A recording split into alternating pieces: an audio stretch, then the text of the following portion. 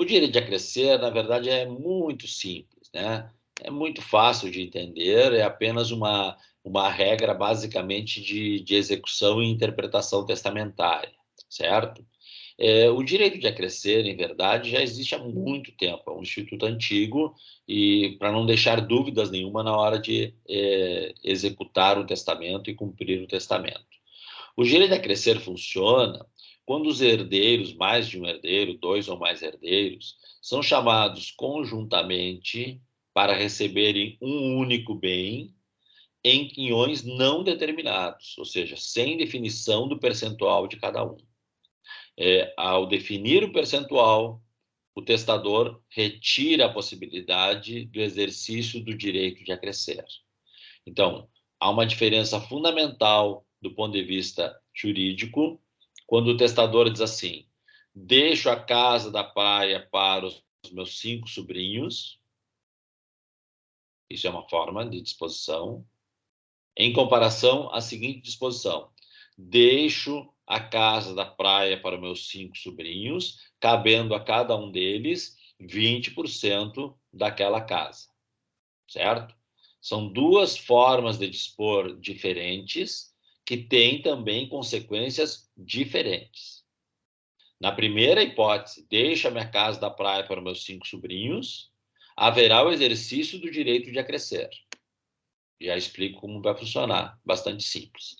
Na segunda hipótese, deixo minha casa da praia para meus 5 sobrinhos, cabendo a cada um deles 20%, não será possível o exercício do direito de acrescer. Então, se eu definir o quinhão individual, eu não posso aplicar as regras do acréscimo. Se eu não definir o quinhão individual, se foi uma herança em conjunto sem definição do quinhão individual, eu realizo o chamado direito de acrescer. Muito bem. A questão toda do direito de acrescer surge quando um desses herdeiros não puder ou não quiser receber a herança, certo? Não puder porque está morto ou porque foi considerado indigno.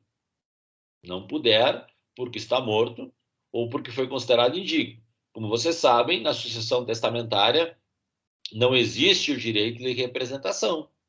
Se não existe o direito de representação, então, se o legatário ou o herdeiro estiver morto, simplesmente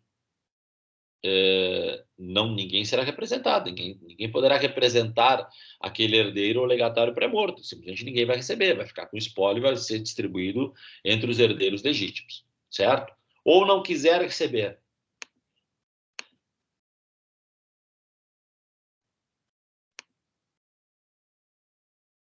Me ouvem? Sim, sim. Tá. Ou não quiser receber. Não quiser receber é quando a pessoa renuncia. Então, o direito de acrescer vai acontecer quando um desses herdeiros não puder, porque está morto ou indigno, ou não quiser, porque renuncia. Certo? Então, simplesmente o que vai acontecer? Aquela parte daquele que não quer ou não pode receber será acrescida aos demais. Então, deixo minha casa da praia para os meus 5 sobrinhos. Aí um deles é pré-morto, ou um deles não quer aquela herança. A casa da praia vai ficar em partes iguais para os outros 4.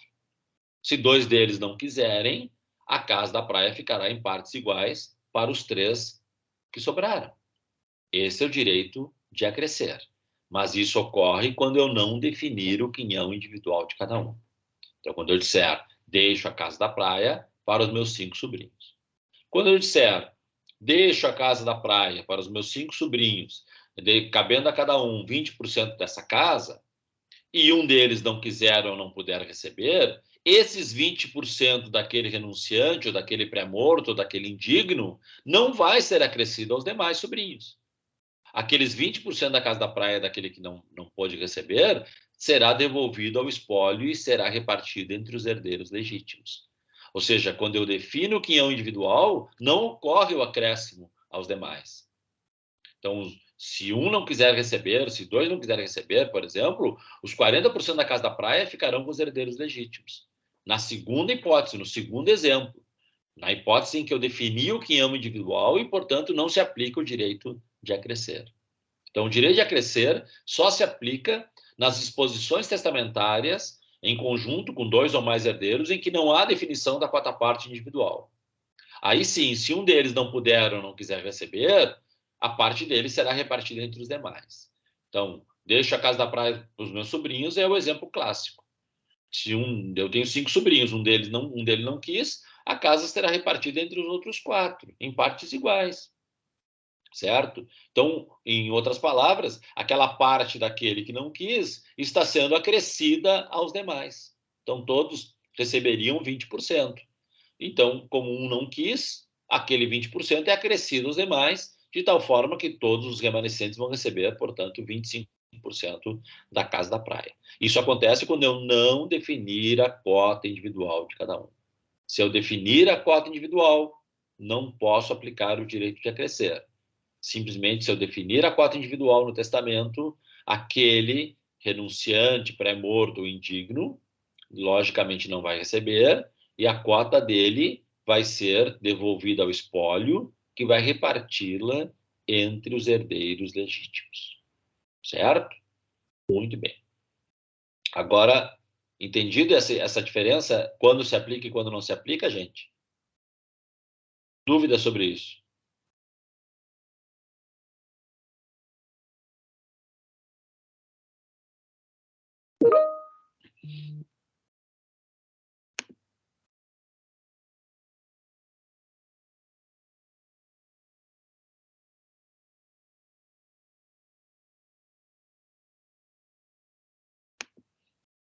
Bom, vamos prosseguir então.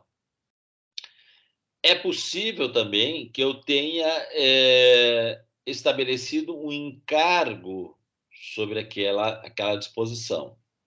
Uma cláusula restritiva, impenhorabilidade, inalienabilidade, uma cláusula desse tipo. Ou um ônus, uma condição para recebimento, certo? Então, eu posso deixar simplesmente aquela casa da praia para os meus 5 sobrinhos, como posso dizer, ó, deixo minha casa da praia para os meus 5 sobrinhos, desde que eles, enfim, desde que eles façam tal coisa, certo? Uma condição, por exemplo. Né? Então, se eu estabeleço um encargo, se eu estabeleço um ônus, ou uma cláusula restritiva, né? Deixo a minha casa da praia para os meus 5 sobrinhos, com cláusula de inalienabilidade, certo? Então, se eu estabeleço esse encargo acompanha o acréscimo, a não ser que seja um encargo ou condição personalíssima, que só poderia ser cumprida pelo primeiro herdeiro ou legatário originário. Vamos melhorar essa explicação. Se eu digo, deixo a casa da praia para os meus 5 sobrinhos, A, B, C, D e E, então nomeei os 5 sobrinhos que vão ficar com a casa da praia, sendo que o herdeiro E, para receber a sua parte da casa da praia, vai ter que fazer tal coisa. Se eu deixo o encargo, ou a parte do E será clausurada com inalienabilidade, uma cláusula restritiva. Se eu deixo qualquer ônus sobre esse quinhão, sobre esse legado, então, simplesmente, quando essa pessoa, esse herdeiro E, não quiser receber aquela herança, aquela parte do E será acrescida aos demais com o encargo, acompanhando o encargo. Então, se tinha cláusula de inalienabilidade sobre aquele percentual, aquele percentual continuará inalienável também para os demais acrescido, certo? Então, sempre o ônus, o encargo, acompanha o acréscimo. A lei diz, a não ser que seja personalíssimo, ou seja, a não ser que apenas o herdeiro E fosse o único que pudesse cumprir com aquela disposição. Aí é diferente, porque se só ele pode cumprir, ele não tem como repassar esse encargo a outra pessoa, né? Porque a outra pessoa não vai conseguir cumprir nunca, já que só o herdeiro E poderia cumprir. Então, por conta disso, os encargos personalíssimos não são repassados, mas os demais encargos e ônus são repassados aos demais. Muito bem.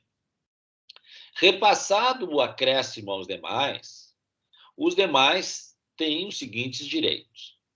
Primeiro, se eles já tinham a parte deles originária gravada com o mesmo encargo, então, se a parte deles também estava gravada com inalienabilidade, eles são obrigados a aceitar o encargo e são obrigados a aceitar o acréscimo, ou renunciam a tudo, ou aceitam a tudo. Ou recebem o quinhão deles mais o acréscimo, ambos com o mesmo encargo, o mesmo ônus, com a mesma restrição, ou não aceitam nenhum, nem a parte originária e nem o acréscimo.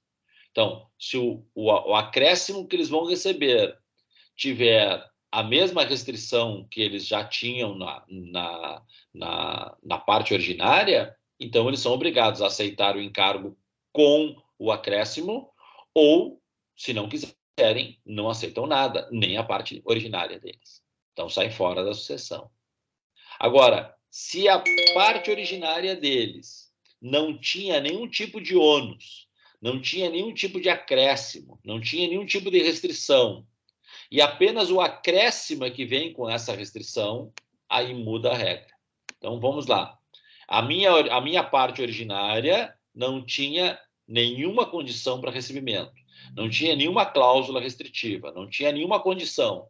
Estava pura e simples, liberado de qualquer circunstância. E aí o acréscimo vem com um determinado encargo. Neste caso, a lei permite ao herdeiro ou legatário aceitar apenas a parte originária e não aceitar o acréscimo. Então, se o acréscimo vier com encargo e ele não tinha encargo na origem, ele não é obrigado a aceitar o acréscimo, certo? Porque se ele está recebendo a herança sem nenhum tipo de restrição, por que ele vai ser obrigado a aceitar uma parte com restrição? Ele não é obrigado, ele pode dizer, não, eu só quero os meus 20%, não quero aquele acréscimo que vem do herdeiro E. Mas se no quinhão originário dele já tinha aquele acréscimo, já tinha aquela restrição, então aí não vai fazer diferença nenhuma, ele só vai receber um acréscimo com a mesma restrição. E neste caso ele não pode optar em não receber o acréscimo e ficar só com a parte originária. Ou ele aceita tudo, ou ele renuncia a tudo. Certo? Vou ler aqui, ó. Então vamos lá. De novo. Acontecerá o direito de acrescer quando um determinado testador beneficiar 2 ou mais herdeiros ou 2 ou mais legatários, sem definição da cota individual de cada um. Certo? O que vai acontecer? Simplesmente, aquele que não puder ou não quiser receber, lógico, vai cair fora da sucessão, e a parte dele será acrescida aos demais. Isso ocorre quando não há definição da cota individual. Esse acréscimo, se vier sem nenhum encargo, ele é obrigado a aceitar. Se esse acréscimo vier com o mesmo encargo que ele já tinha, ele é obrigado a aceitar. Se esse acréscimo vier com um encargo que ele não tinha, então ele não é obrigado a aceitar o encargo. Ele pode ficar só com a parte originária e não receber o encargo. Agora eu expliquei de forma mais curta e mais simples, né? Ficou mais claro agora até para mim. Então, olha só, se o acréscimo não vier com encargo, ele é obrigado a aceitar o acréscimo. Se o acréscimo vier com o mesmo encargo que ele já tinha, ele é obrigado a aceitar o acréscimo. Se o acréscimo vier com encargo que ele não tinha, ele então pode optar em aceitar ou não aceitar esse acréscimo e ficar só com a parte originária, como ele achar mais adequado. Certo, gente? Entendido isso?